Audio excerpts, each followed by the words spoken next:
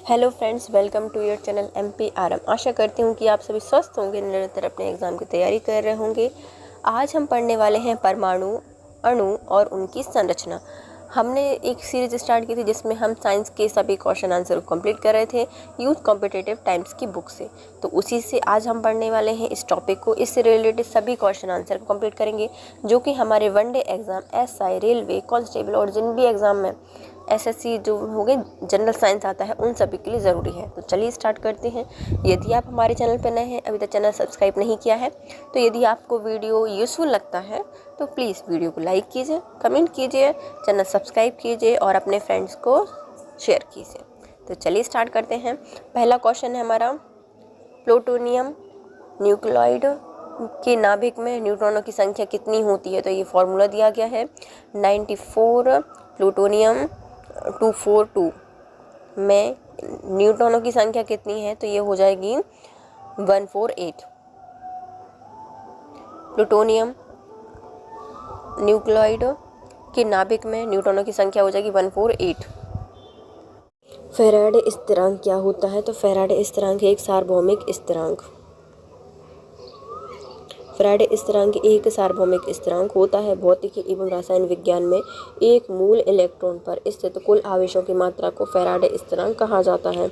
तो कितने जो एक मूल इलेक्ट्रॉन है उन पर स्थित जितने भी आवेश की मात्रा होगी उन्हें फैराडे स्थिरांक कहा जाएगा। इसका प्रतीक F होता है। वर्तमान में फैराडे स्थिरांक का स्वीकृति मान कितना है? F = 96485.3365 C मोल, C/ मोल होता है। भारी जल का रासायनिक सूत्र क्या होता है? D2O होता है। भारी जल का रासायनिक सूत्र होता है D2O। ड्यूटेरियम के 2 परमाणु ऑक्सीजन के 1 परमाणु मिलकर भारी जल का निर्माण करते हैं।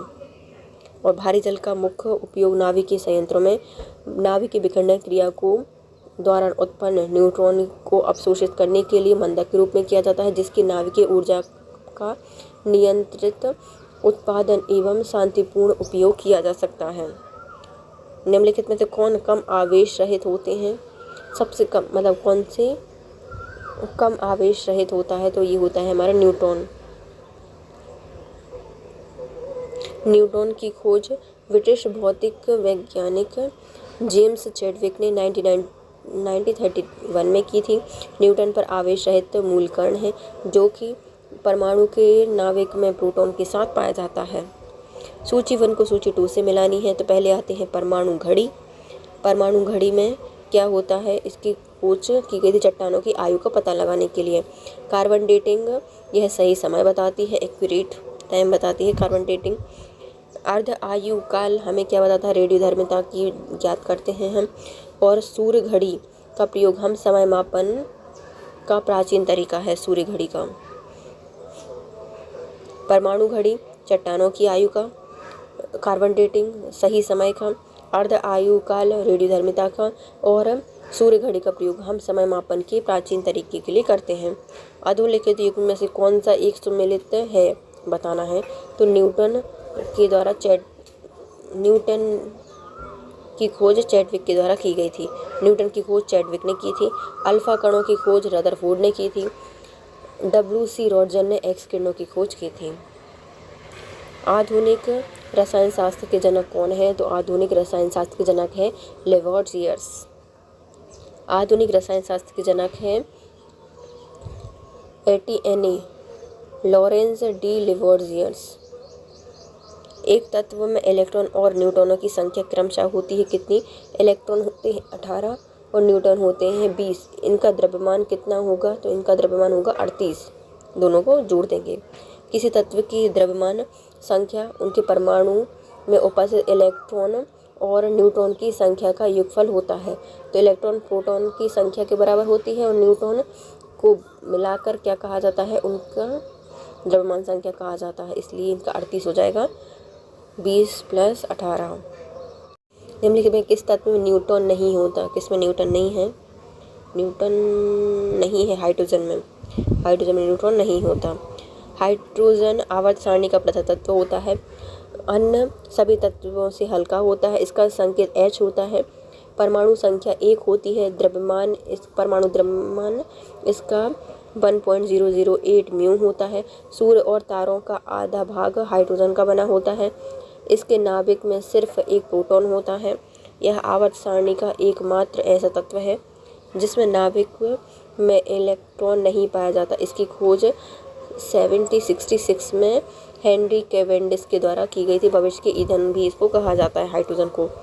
नाभिक के आकार की कोटि क्या होती है? तो ये होती है 1 × 10⁻⁻15 मीटर। फर्मी कहा जाता है इसको, है ना। नाभिक अत्यंत सूक्ष्म आकार होता है। यह परमाणु के केंद्र में स्थित होता है, धनावेशित होता है। नाभिक में परमाणु के लगभग समस्त द्रव्यमान केंद्रित होता है। नाभिक के अस्तित्व और इसके गुणों का पता लगाने का श्रेय विख्यात वैज्ञानिक रदरफोर्ड को जाता है। नाभिक के आकार की कोटि 1 × 10⁻⁻15 मीटर होती है। परमाणु नाभिक में प्रोटॉन और न्यूट्रॉन उपस्थित होते हैं। प्रोटॉन धनावेशित कण होते हैं, न्यूट्रॉन में कोई आवेश नहीं होता। इसमें मूलभूत कण कौन सा है? तो जो क्वार्क। क्या है? मूलभूत कण क्वार्क है। विकल्प में दिए गए ऑप्शन में से क्वार्क मूलभूत कण हो जाएगा। क्वार्क पदार्थ कणों का वह मूलभूत प्रकार होता है जिसे और तोड़ा नहीं जा सकता। अधिकतम पदार्थ जो हम अपने आसपास देखते हैं वह प्रोटॉन और न्यूट्रॉन से निर्मित होते हैं। यह प्रोटॉन और न्यूट्रॉन क्वार्क से बने होते हैं। हमें आसपास के समस्त पदार्थ इन्हीं क्वार्क से निर्मित हैं। उल्लेखनीय है कि प्रोटॉन और न्यूट्रॉन नाभिक में पाए जाने वाले कण तथा इलेक्ट्रॉन नाभिक के बाहर कक्षा में चक्कर लगाते हैं। ऐसे परमाणु जिनमें प्रोटॉनों की संख्या समान होती है परंतु न्यूट्रॉनों की संख्या भिन्न भिन्न होती है, क्या कहलाते हैं? तो उन्हें कहा जाता है समस्थानिक, आइसोटोप्स कहा जाता है। समस्थानिक उन्हें कहा जाता है जिनमें प्रोटॉनों की संख्या समान किंतु न्यूट्रॉनों की संख्या भिन्न भिन्न होती है। जैसे हाइड्रोजन के 3 समस्थानिक पाए जाते हैं। पहला आ जाएगा हाइड्रोजन 1, हाइड्रोजन 2 और हाइड्रोजन 3। हाइड्रोजन 1 को कहा जाता है प्रोटियम, हाइड्रोजन 2 को कहा जाता है ड्यूटियम और हाइड्रोजन 3 को कहा जाता है ट्राइटियम। समदाविक या समभारिक उन्हें कहा जाता है जिनमें परमाणु भार समान जबकि परमाणु क्रमांक भिन्न भिन्न होता है। परमाणु भार समान और परमाणु क्रमांक भिन्न भिन्न, समदाविक। समावयी क्या होते हैं? समावयी इनमें आणविक सूत्र समान होता है लेकिन रचनात्मक सूत्र भिन्न भिन्न होता है। समावयी आणविक सूत्र समान, रचनात्मक सूत्र भिन्न भिन्न। समन्यूट्रॉनिक्स न्यूट्रॉनों की संख्या समान और प्रोटॉनों की संख्या भिन्न भिन्न। समन्यूट्रॉनिक्स न्यूट्रॉनों की संख्या समान, प्रोटॉनों की संख्या भिन्न भिन्न। समस्थानिक होते हैं किसी एक ही तत्व के परमाणु जिनका परमाणु भार भिन्न, परमाणु क्रमांक समान होता है, उन्हें क्या कहा जाता है? समस्थानिक कहा जाता है। परमाणु भार भिन्न और परमाणु क्रमांक समान। जिन तत्वों पर परमाणु संख्या समान किंतु परमाणु भार भिन्न भिन्न होता है समस्थानिक कहलाते हैं। हाइड्रोजन के 3 समस्थानिक हैं, प्रोटियम, ड्यूटियम और ट्राइटियम। किसी परमाणु नाभिक का आइसोटोप वह नाभिक होता है जो प्रोटॉनों की संख्या समान होती है किंतु न्यूट्रॉनों की संख्या क्या होती है? भिन्न होती है। आइसोटोप्स क्या होते हैं? तो किसी भी अणु के केंद्रक में न्यूट्रॉनों की संख्या भिन्न होगी लेकिन प्रोटॉनों की संख्या समान होती है। रासायनिक तत्व के अणु के संदर्भ में चुंबकीय क्वांटम संख्या का संबंध किससे है? तो अभिविन्यास से है। स्पेक्ट्रम रेखाओं की सूक्ष्म प्रकृति समझने और इलेक्ट्रॉन की ठीक स्थिति का वर्णन करने के लिए 4 क्वांटम संख्याओं का प्रयोग किया जाता है। इसमें मुख्यतः क्वांटम संख्या n, द्विसंगी क्वांटम संख्या l, चुंबकीय क्वांटम संख्या m और चक्रण क्वांटम संख्या s होती हैं। चुंबकीय क्वांटम संख्या उप ऊर्जा स्तर के कक्षाओं को प्रदर्शित करती है जिसका मान L के मान पर निर्भर करता है, ऊर्जा को बताती है ना। L के लिए m का मान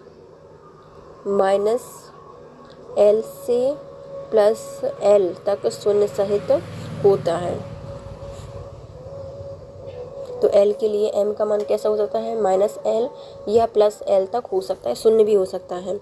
m = क्या होता है? -L, 0 और +L हो सकता है। m का मान आकाश में ऑर्बिटलों के अभिविन्यास को निर्धारित करता है। जो आकाश के ऑर्बिटल्स होते हैं उनके अभिविन्यास को निर्धारित करता है। एन इलेक्ट्रॉन की मुख्य ऊर्जा स्तर होती है। एल क्या होती है? इलेक्ट्रॉन कक्षा की आवृत्ति होती है। और एस उसकी दिशा का चक्रण होता है। एन ऊर्जा स्तर को, एल आवृत्ति को और एस चक्रण की दिशा को प्रदर्शित करता है। नीचे दिए गए वक्तव्य में से कथन और कारण बताने हैं। कथन क्या कहता है? रासायनिक तत्वों की आवर्त सारणी में इलेक्ट्रॉन बंधुता किसी एक वर्ग में सदैव ऊपर से नीचे की ओर बढ़ती है। तो जो इलेक्ट्रॉन की बंधुता होती है वह सदैव ऊपर से नीचे बढ़ती है, तो ये गलत हो जाएगा। दूसरा, किसी एक वर्ग में परमाणुवीय त्रिज्या सामान्यतः ऊपर से नीचे की ओर बढ़ती है, तो ये भी सही हो जाएगा। ये तो परमाणुवीय जो त्रिज्या है वह ऊपर से नीचे की ओर बढ़ती है, सही है। आर सही है, गलत है। आवर्त सारणी में सभी वर्गों के नीचे की ओर जाने पर तत्वों की इलेक्ट्रॉन बंधुता घट जाती है, क्योंकि परमाणु त्रिज्याएं बढ़ने लगती हैं। अर्थात Cl की इलेक्ट्रॉन बंधुता F से कम होती है। वर्ग के ऊपर से नीचे जाने पर परमाणु नाभिक में एक एक नए कक्ष के जुड़ते जाने के कारण परमाणु त्रिज्या बढ़ जाती है। इसके अंतिम कक्षा में इलेक्ट्रॉनों की नाभिक से दूरी बढ़ जाती है। मतलब त्रिज्या बढ़ेगी तो इलेक्ट्रॉन से नाभिक की दूरी बढ़ जाएगी, जो कि नाभिक और इलेक्ट्रॉनों के मध्य के आकर्षण बल को कम करता है और बंधुता घट जाती है। रासायनिक तत्वों की आवर्त सारणी के बारे में निम्नलिखित कथनों पर विचार कीजिए। रासायनिक तत्वों की आवर्त सारणी, तो किसी भी आवर्त में अनुदिश आयनन विभव धीरे धीरे कम होता है, तो ये गलत हो जाएगा। तत्वों के किसी एक वर्ग में जैसे जैसे परमाणु भार बढ़ता है इलेक्ट्रॉन बंधुता कम होती है, तो ये सही हो जाएगा। जैसे जैसे परमाणु भार बढ़ता है इलेक्ट्रॉनों की बंधुता कम हो जाती है। किसी निर्दिष्ट आवर्त में जैसे जैसे हम परमाणु संख्या बढ़ती है उसकी ऋणात्मकता कम हो जाती है, तो ये भी गलत हो जाएगा, ऐसा नहीं है। मेंडलीफ की आधुनिक आवर्त सारणी में ऊपर से नीचे आने पर वर्गों में इलेक्ट्रॉन बंधुता कम होती है और आवर्त सारणी में बाएं से दाएं जाने पर बढ़ जाती है। बाएं से दाएं जाएंगे तो बंधुता बढ़ जाएगी और ऊपर से नीचे आएंगे तो इलेक्ट्रॉन बंधुता कम हो जाती है। वर्ग में ऊपर से नीचे आने पर आयनन विभव कम हो जाता है और आवर्त सारणी में बाएं से दाएं जाने पर उसका आयनन विभव बढ़ जाता है। तो यदि हम ऊपर से नीचे आएंगे तो किसी भी तत्व का आयनन विभव कम हो जाएगा और यदि हम बाएं से दाएं जाएंगे तो उसका आयनन विभव बढ़ जाता है। आवर्त में बाएं से दाएं जाने पर विद्युत ऋणात्मकता बढ़ जाती है। यदि हम आवर्त सारणी में बाएं से दाएं जाते हैं तो क्या होगा? उसकी विद्युत ऋणात्मकता बढ़ जाती है। वर्ग में ऊपर से नीचे आने पर नए नए कक्ष जुड़ते जाते हैं, जबकि आवर्त में बाएं से दाएं जाने पर एक ही कक्ष की इलेक्ट्रॉन संख्या बढ़ती जाती है। जब भी हम आवर्त सारणी में बाएं से दाएं जाते हैं तो क्या होता है? एक ही कक्ष रहता है और जब ऊपर से नीचे आते हैं तो नए नए कक्ष जुड़ते जाते हैं। परमाणु में कक्ष को भरने का क्रमशः नियंत्रित होता है, तो ये इसमें ऑफ-बाहु सिद्धांत के द्वारा नियंत्रित होता है। ऑफ-बाहु सिद्धांत के अनुसार परमाणु कक्ष में इलेक्ट्रॉन एक निश्चित क्रम में ही भरते हैं। इलेक्ट्रॉन विन्यास बनते समय ऊर्जा स्तर पर ध्यान रखा जाता है। ऑफ-बाहु नियम से यह स्पष्ट होता है कि जब परमाणु ऑर्बिटल्स का भराव होता है तो इलेक्ट्रॉन निम्नतर ऊर्जा के रिक्त स्थानों में क्रम से प्रवेश करते हैं। 1s 2s 2p 3s 3p 4s 3d 4p 5s 4d 5p 6s 4f 5d 6p 7s 5f और 6d। निम्न नीचे दिए गए कूट के अनुसार सूची 1 को सूची 2 से मिलानी है। ऊर्जा का द्रव्यमान न्यूटनों पर आधारित होता है। फिर आता है आंशिक द्रव्यमान, आंशिक आवेश है। आंशिक आवेश हमारे क्वार्क है। आंशिक प्रचक्रण पॉजिट्रॉन का होता है और पूर्णांक प्रचक्रण प्रोटॉन का होता है। तो शून्य द्रव्यमान किसका हो जाएगा? न्यूट्रॉनों को हो जाएगा। आंशिक आवेश होता है क्वार्क का। आंशिक प्रचक्रण होगा आंशिक प्रचक्रण होगा पॉजिट्रॉन का और पूर्णांक चक्रण होगा प्रचक्रण होगा किसका, प्रोटॉन का। तो शून्य द्रव्यमान न्यूट्रॉनों, आंशिक द्रव्यमान क्वार्क, आंशिक पुनर्चक्रण या प्राचक्रण पॉजिट्रॉन का और पूर्णांक प्रचक्रण प्रोटॉन का। निम्नलिखित में से कौन एक अणु परमाणु कण नहीं होते? तो जो हमारे न्यूट्रॉन होते हैं वह अणु परमाणु कण नहीं होते। परमाणु विभिन्न प्रकार के अति सूक्ष्म कणों के बने होते हैं, इनमें मूल कण कहा जाता है। मूल कण के कुछ कण स्थायी कण होते हैं और शेष अस्थायी होते हैं। स्थायी कण परमाणु के बाहर स्वतंत्र अवस्था में रहते हैं, जिन्हें इलेक्ट्रॉन, प्रोटॉन, न्यूट्रॉन स्थायी मूल कण होते हैं। पॉजिट्रॉन, न्यूट्रिनो और एंटी न्यूट्रिनो और मेसॉन ये अस्थायी कण होते हैं। न्यूट्रॉन की खोज किसके द्वारा की गई थी? चैडविक ने की थी न्यूट्रॉन की खोज। इलेक्ट्रॉन की खोज जे थॉमसन ने की थी 1897 में की थी। इसका द्रव्यमान होता है 9.1 × 10⁻31 किलो। आवेश होता है -1.6 × 10⁻19 कूलाम। प्रोटॉन की खोज रदरफोर्ड ने की थी 1919 में। इसका द्रव्यमान होता है 1.67 ×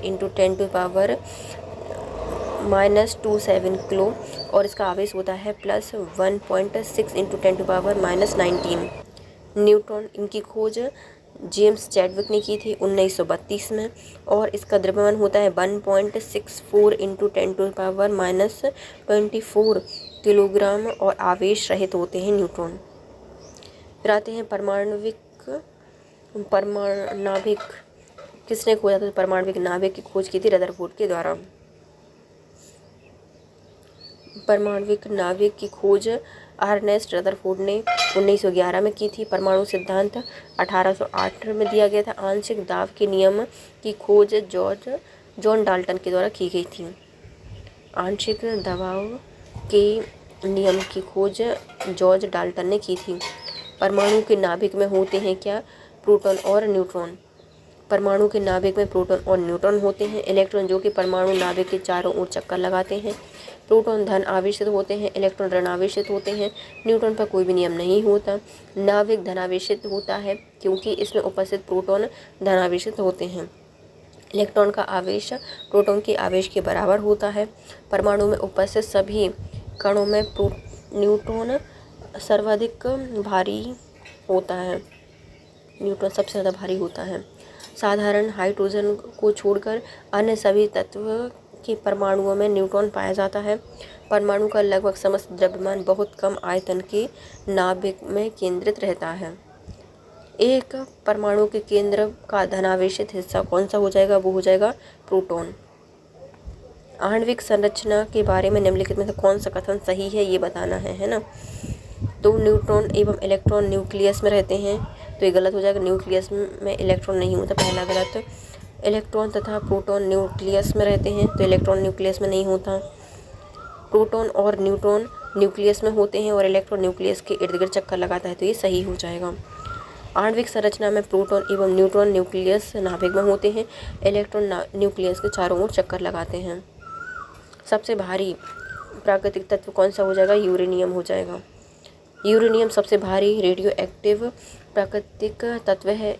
प्राकृतिक यूरेनियम में मुख्यतः 2 समस्थानिक होते हैं। 29 यूरेनियम 238 जो कि 99.27% पाया जाता है और दूसरा जगह 92 यूरेनियम 235 0.73% उपस्थित होता है। इसमें केवल 92 यूरेनियम 235 विखंडित होता है और इसका प्रयोग नाभिकीय ईंधन के रूप में प्रयुक्त होने वाले रेडियोधर्मी समस्थानिक है। ये निम्नलिखित में से कौन सा तत्व एक कण प्रतिकण युग्म होता है? तो जो इलेक्ट्रॉन और पॉजिट्रॉन ये क्या है? कण प्रतिकण होते हैं। इलेक्ट्रॉन मूल कण की खोज सबसे पहले 1897 में जे थॉमसन के द्वारा की गई थी। इलेक्ट्रॉन ऋणावेशित कण होते हैं और परमाणु के नाभिक के चारों ओर चक्कर लगाते हैं। इनमें 1.6 × 10⁻19 कूलाम का ऋण आवेश होता है। इनका द्रव्यमान 9.1 × 10⁻31 किलोग्राम होता है। इसका सापेक्ष आवेश -1 होता है। इलेक्ट्रॉन पर विद्यमान आवेश की खोज सर्वप्रथम मिलिकन ने की थी। यह एक स्थायी मूलकण है। प्रोटॉन एक धनावेशित कण है जिसकी खोज 1919 में जे रदरफोर्ड के द्वारा की गई थी। इसमें इलेक्ट्रॉन के आवेश 1.6 × 10⁻⁹ 3 कूलाम के बराबर धनावेशित होता है। ये परमाणु के नाभिक में उपस्थित होते हैं।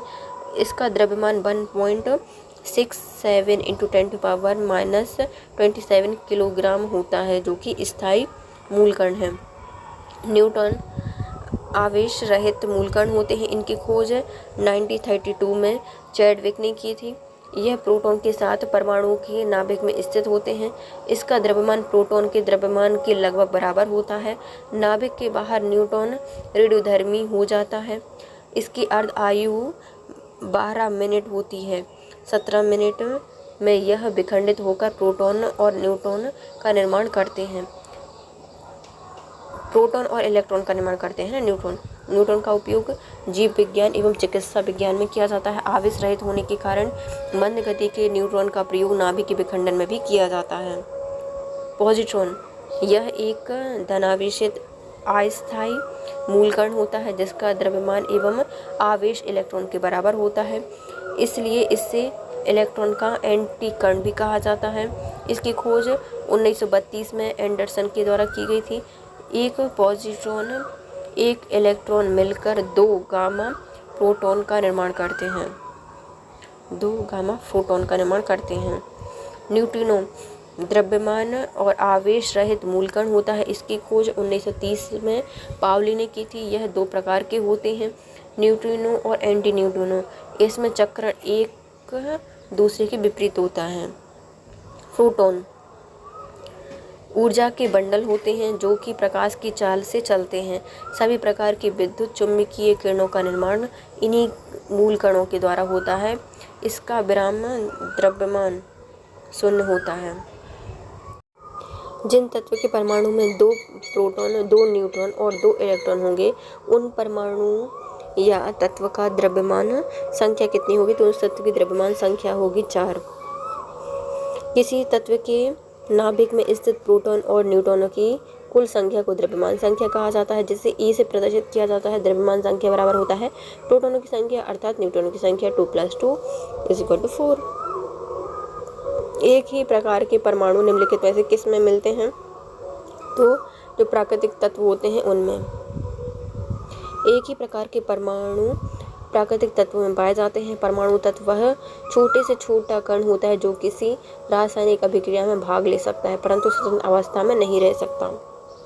निम्नलिखित में से कौन सी इलेक्ट्रॉनिक संरूपण धातु तत्वों के लिए होती है? तो ये होती है हमारी 2882। इलेक्ट्रॉनिक संरूपण 2882 धातु तत्व कैल्शियम या Ca के लिए होती है और इलेक्ट्रॉनिक जो समरूपण होता है वह 288 अक्रिय गैसों के लिए होता है एवं 287 यह क्लोरीन का होता है।